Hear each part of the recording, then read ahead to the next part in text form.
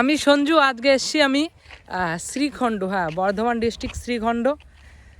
মানে প্রকৃতির যে দৃশ্য দেখার মতো হয় আজকে আমি বুঝতে পারলাম।